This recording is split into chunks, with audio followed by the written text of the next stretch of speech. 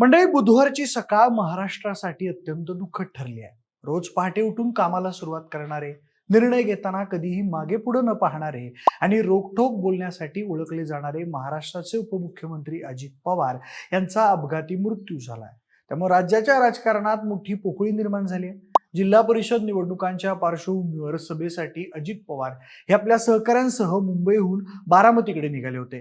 मात्र बारामतीत विमान लँड होत असताना ते कोसळले आणि या विमान अपघातात अजित पवार यांच्यासह विमानातील इतर 5 जणांचा मृत्यू झाला. अपघातानंतर गंभीर जखमी अवस्थेत त्यांना बारामतीतील रुग्णालयात दाखल करण्यात आलं होतं. मात्र उपचार सुरू होण्यापूर्वीच त्यांची प्राणज्योत मालवली. अनेक वर्ष महाराष्ट्राचे उपमुख्यमंत्रीपद भूषवलेले अजित पवार हे शिस्त, स्वच्छता आणि विकासासाठी सातत्यानं काम करणारे नेते म्हणून ओळखले जात होते. त्यांच्या अकाली जाण्यानं राष्ट्रवादीचे कार्यकर्तेच नाही तर संपूर्ण महाराष्ट्रातील जनता शोकसागरात बुडाली आहे. आज सर्वत्र एकच भावना व्यक्त होत आहे की दादांसारखं काम करणारा नेता पुन्हा होणं कठीण आहे. म्हणूनच अजितदादांची कामाची शैली कशी होती, त्यांच्याबद्दल लोकांच्या मनात आपुलकी कशी निर्माण झाली आणि त्यांनी राजकारणात ओळख कशी निर्माण केली, याचाच घेतलेला सविस्तर आढावा. नमस्कार, मी प्रथमेश आणि तुम्ही पाहताय विषयच भारी. पहाटे 5 वाजता अनेक शहरं झोपेत असायची, पण बारामतीच्या बंगल्यात दिवा लागलेला असायचा.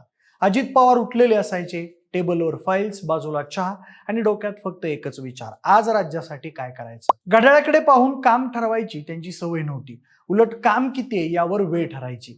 सकाळी 6लाच फोन वाजायला लागायचे. अधिकारी, आमदार, कार्यकर्ते कोणीही असो, विषय सरळ हवा. गोलमोल बोलणं त्यांना आवडायचं नाही. काय प्रश्न आहे, उपाय काय आणि किती वेळ लागणार, हे 3च प्रश्न ते विचारायचे. उत्तरात गोंधळ असेल तर आवाज चढायचा, पण काम होतं का नाही यावर अंतिम निर्णय व्हायचा. दुपारी बैठक असेल तर अजितदादा आधीच तयारीत असायचे. प्रत्येक फाईल वाचलेली, आकडे पाठ असलेले. एखादा अधिकारी चुकीची माहिती देतोय हे 2 प्रश्नातच ते ओळखायचे. राज्याचं काम आहे, प्रयोग नको, असं ठामपणे सांगायचे. त्यांची कामाची शैली कडक होती, पण निष्काळजीपणाला अजिबात माफी नव्हती. दुपारनंतरचा वेळ दौऱ्यांचा. एखाद्या गावात पाणी नाही, रस्ता खराब आहे किंवा विजेचा प्रश्न आहे तर अजित पवार स्वतः जागेवर उभे राहून सूचना द्यायचे. कागदावर नाही, जमिनीवर काम दिसलं पाहिजे, हे त्यांचं वाक्य अनेक अधिकाऱ्यांना आजही आठवतं.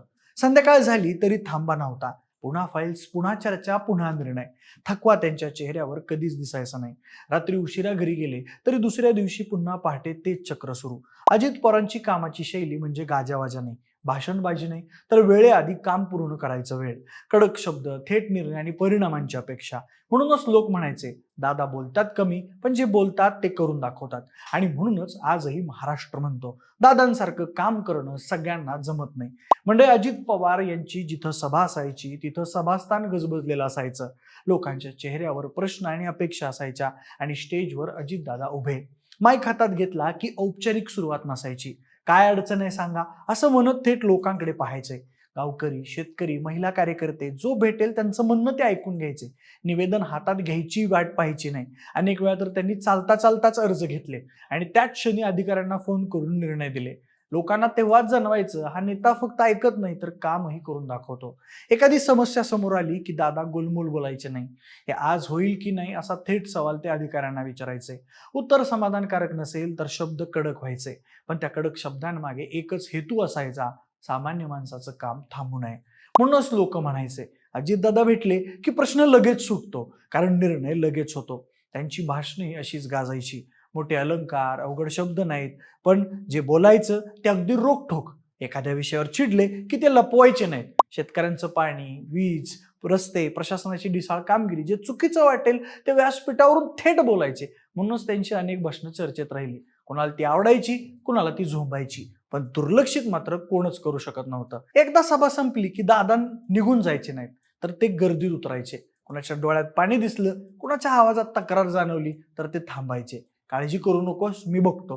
त्यांच्या या शब्दांनी लोकांना आधार मिळायचा. त्यांचा हा दिलखुलास स्वभाव, थेट बोलणं आणि कामातला वेग यामुळेच ते सामान्य माणसाचे दादा बनले. अजित पवारांची कामाची आणि बोलण्याची शैली म्हणजे भाषणात आश्वासनं देणं नव्हे, तर प्रश्न समोर ठेवणं, उत्तरं मागणं आणि निर्णय देणं. म्हणूनच आजही अनेकांना त्यांच्या गाजलेल्या भाषणांपेक्षा जास्त आठवतं ते लोकांमध्ये उभं राहून चालता चालता निर्णय देणारा अजितदादा. आणि म्हणूनच त्यांच्या जाण्यानं असं वाटतं की सामान्य माणसासाठी थेट उभा राहणारा एक खंबीर आवाज आज शांत झालाय. म्हणजे भल्या पहाटे उठून जनसेवेत स्वतःला झोकून देणारे, नीटनेटकेपणा, शिस्त, स्वच्छता आणि राज्याच्या विकासासाठी अखंड झटणारे नेते म्हणून अजित पवार हे संपूर्ण महाराष्ट्रात ओळखले जात होते. आणि अशा नेत्याच्या अकाली जाण्यानं सगळीकडे हळहळ व्यक्त केली जाते. 22 जुलै 1959 रोजी जन्मलेले अजित पवार हे राजकारणातलं प्रचंड दबदब्याचं नाव होतं. 1982 साली त्यांनी राजकारणात पाऊल टाकलं आणि फार कमी काळातच महाराष्ट्राच्या राजकीय पटावर आपलं स्वतंत्र आणि ठळक स्थान निर्माण केलं. काका शरद पवार यांच्यासोबत काँग्रेस आणि नंतर राष्ट्रवादी काँग्रेस पक्ष उभा करताना त्यांनी संघटना आणि सत्तेवर मजबूत पकड निर्माण केली. भल्या पहाटे उठून कामाला लागणारा नेता म्हणून अजित पवार यांचं नाव नेहमी आदरानं घेतलं जायचं. 7 वेळा उपमुख्यमंत्री पदाची शपथ घेण्याचा विक्रम त्यांच्या नावावर होता आणि प्रशासनावरचा त्यांचा वचक सर्वश्रुत होता. 1993 साली शरद पवार मुख्यमंत्री असताना अजित पवार यांना मंत्रिमंडळात स्थान मिळालं आणि त्यानंतरही ते सातत्यानं सरकार आणि संघटनेत निर्णायक भूमिका बजावत राहिले. 2010 मध्ये काँग्रेस राष्ट्रवादी युती सरकारमध्ये उपमुख्यमंत्री झाल्यानंतर त्यांचा राजकीय लौकिक आणखी वाढत गेला आणि ते राज्यातील सर्वात प्रभावशाली नेत्यांपैकी एक बनले. राजकारणासोबतच सहकार क्षेत्रातही त्यांचा मोठा प्रभाव होता आणि पुणे जिल्हा सहकारी बँकेचे अध्यक्ष म्हणून त्यांनी जबाबदारी पार पाडली. जुलै 2023 पासून पुन्हा उपमुख्यमंत्र्याची धुरा सांभाळताना त्यांनी आपलं निर्णायक नेतृत्व पुन्हा सिद्ध केलं. 4 दशकांहून अधिक काळाचा अनुभव, धारदार निर्णय क्षमता आणि राज्यासाठी झपाटलेली वृत्ती असलेले अजित पवार हे महाराष्ट्राच्या राजकारणातील एक कुशल रणनीतिकार आणि मजबूत प्रशासक होते. आणि त्यांच्या जाण्यानं महाराष्ट्रानं एक लढवय्या, काम करणारा आणि लोकांसाठी जगणारा नेता गमावला आहे. म्हणजे आज महाराष्ट्राने केवळ एक नेता नाही तर कामाला प्राधान्य देणारा, निर्णय घ्यायला न घाबरणारा आणि सामान्य माणसासाठी ठाम उभा राहणारा एक खंबीर आवाज गमावलाय. अजित पवार यांच्या कामाची शिस्त, वेग आणि थेटपणा पिढ्यानपिढ्या राजकारणात आठवला जाईल. त्यांच्या जाण्यानं निर्माण झालेली पोकळी भरून निघणं कठीण आहे, कदाचित अशक्यच. म्हणूनच आज संपूर्ण महाराष्ट्र एकच गोष्ट मनापासून म्हणतोय, दादांसारखं काम करणं सगळ्यांना जमत नाही. या कठीण क्षणी दिवंगत अजित पवार यांना भावपूर्ण श्रद्धांजली आणि त्यांच्या कुटुंबियांना, सहकाऱ्यांना आणि असंख्य कार्यकर्त्यांना हे दुःख सहन करण्याची शक्ती लाभो हीच प्रार्थना.